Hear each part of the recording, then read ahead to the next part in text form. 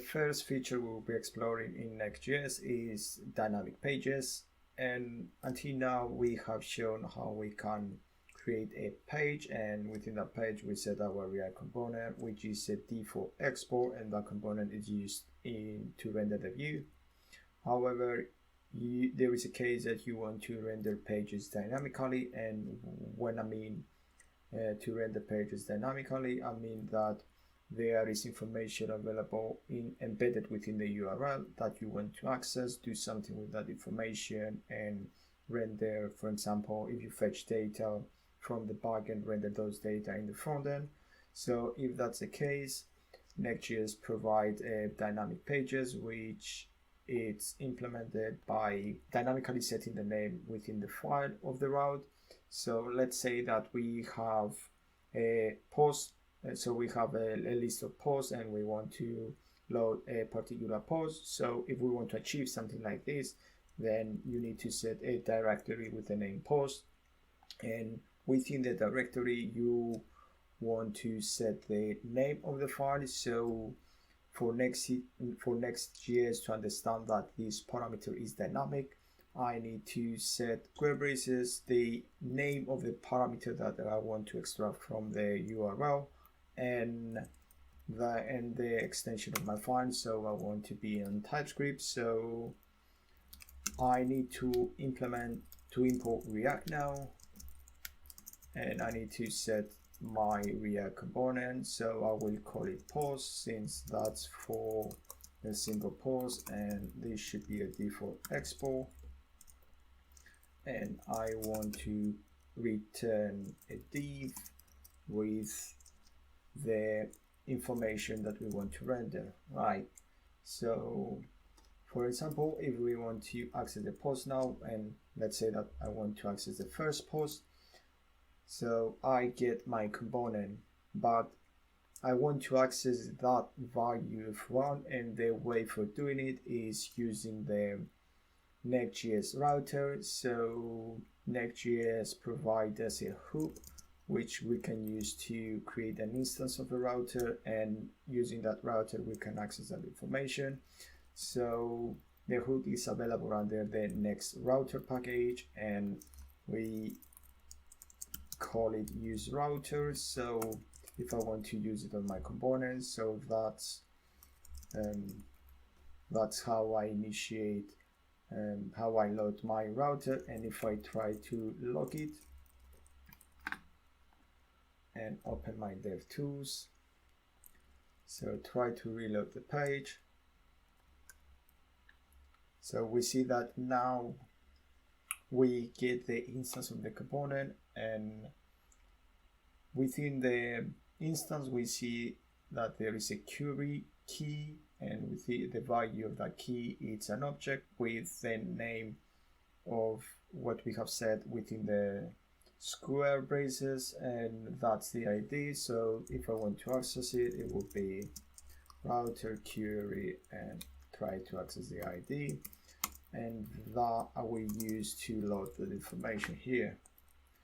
So usually this is not exactly what we want to do. We want to fetch some information. So most of the times you would want to use the useEffect hook, and here would be to set the implementation for fetching some information, right? We see now that we set a single parameter, but there is a case that we want to set multiple parameters. And let's say that we want to send something like this. So the current implementation of our post page doesn't allow this, since we get a 404 page. And to implement that functionality, we can use a catch all route. So this is the name on how it is called from Next.js, and the implementation of a catch all route is by setting the res operator, the name of the route that you want. So now the parameter will be available on IDs, and that by default sets an array. So if we load our IDs, We see that we get an array of all the values separated with a comma, but if you want to access the post page, we get a 404 page because we are not providing any parameter. To get all the posts, for example, you need to set an index page, and within that page you need to set the implementation of that specific page, so that allows us to separate concerns in terms of fetching all the articles and fetching a single article. But if you want to fetch, or if you want to provide that functionality in a single page, so both of the functionalities in a single page, we can implement an optional catch-all route. So to implement it, you need to use 2 square braces, and that will make the implementation of the parameters optional. So if I reload the page now, we see that we don't get a 404, but we get undefined, and that's because we don't set any parameters. And if I set all the parameters, we see that we get an array with all of them.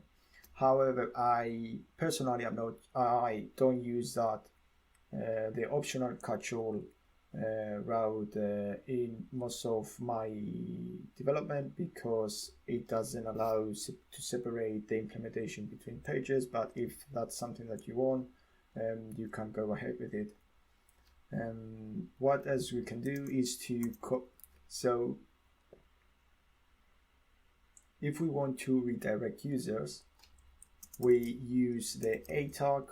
So we created a link, and within that link we set the destination of our page. So if I want home page, that would be home, right? And when we do this one and click home, we see that we get a hard reload and redirect us into a home page. So that breaks the client-side navigation. And to address this issue, Next.js provides us a component which we can use to keep consistent the client-side navigation. So that component is available under the next link package, and we can use it for our own benefit. So if I set home and set an href, so that will implement client-side navigation in our page. So if I try to access a page, I miss the S, and click home, we see that we don't hard reload the page and we get into the home page. There are more options which you can provide within the component. So that's all the functionality which we can use, but yeah, most of the times you would only need to set the href, which is the destination. This functionality it's provided by router as well. So for example, you can set your A tag,